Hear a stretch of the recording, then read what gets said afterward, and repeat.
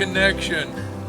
I trust that all is going well for you as we begin this brand new year.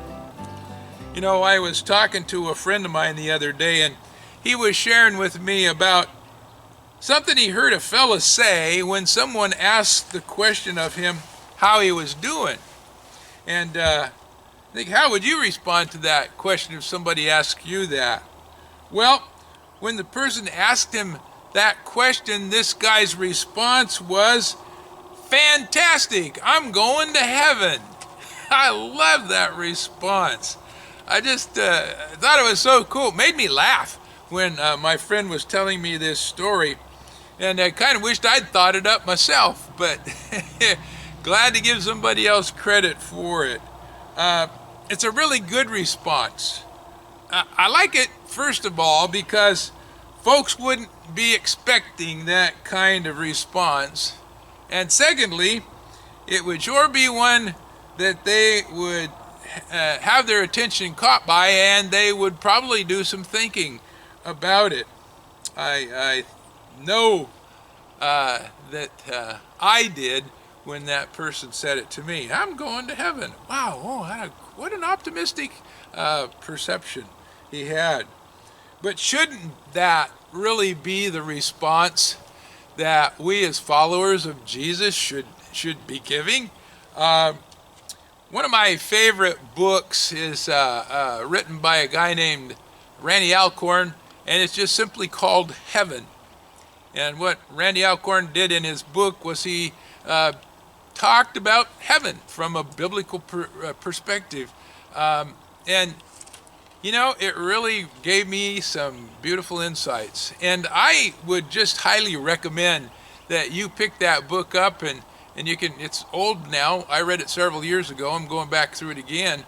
But you could go on Abe Books or something like that and pick it up probably for just a few bucks. But it's a great read, and it is one that really gives us a tremendous perspective on heaven.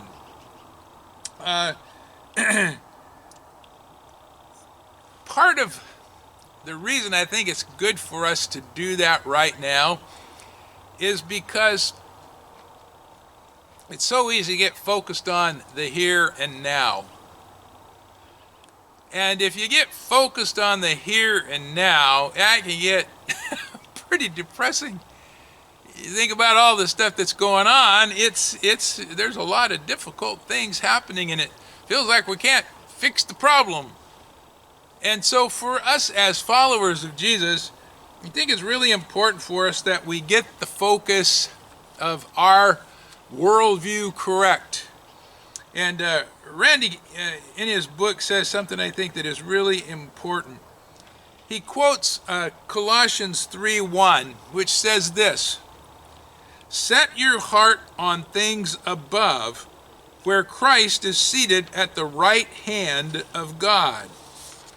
This, he says, is a direct command to set our hearts on heaven and to make sure we don't miss the importance of a heaven-centered life. Whoa, a heaven-centered life. The next verse says, "Set your minds on things above, not on earthly things." Randy says God commands us to set our hearts on, minds on heaven. And he goes on to say, to long for Christ is to long for heaven, for that is where we will be with him. Hebrews 11:16 says, God's people are longing for a better country. We cannot set our eyes on Christ without setting our eyes on heaven, and we cannot set our eyes on heaven without setting our eyes on Christ. And that's the focus that we should be taking as followers of Jesus. Jesus is in heaven. Heaven is absolutely then going to be a wonderful place. And we need to think a lot more about heaven than we're thinking about what's going on earth. And one of the things I know for me is that if I will take time to really think about the Lord, and I'll take time to think about heaven, then it seems like all the stuff that's going on here really isn't that important. When you think of our lives in the dynamic of the here and now, compared to eternity, this is only a blink. This is only a blink of the eye. And for us as followers of Jesus, we need to remember that he's told us that he's going to prepare a place for us. And you know, it seems like it's taken him a long time to get that place prepared. But you know what? It seems to me like he's doing a mighty fine job. And that's got to be spectacular. But wherever Jesus is, that's got to be fantastic.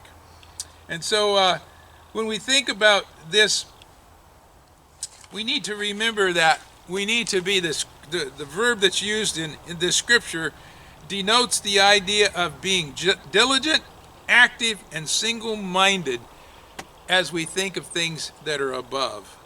And I think he makes a really good point there. So, what have you been doing daily to set your mind on things above and to seek heaven? Have you really even thought about it lately? You talk to most people, and most people haven't, unless they lost a loved one or something like that. But generally, we don't tend to do that. And so I'm thinking, okay, let's get started. And what a great way when somebody says, hey, how are you doing? We respond by saying, fantastic, I'm going to heaven. Oh, I dare you to see what the response would be from that person. And you know, if you got somebody thinking about it and they came to know Jesus because you spoke out like that, wow, wouldn't it be worth it? I believe that it would. Well, I hope that puts a smile on your face and some encouragement in your heart today. Spend some time today looking at maybe some passages that talk about heaven. Think about heaven and think about Jesus being there and how wonderful that is going to be someday. Well, I hope you have a great rest of this week. Saying to you, God bless, happy trails, and stay narrow.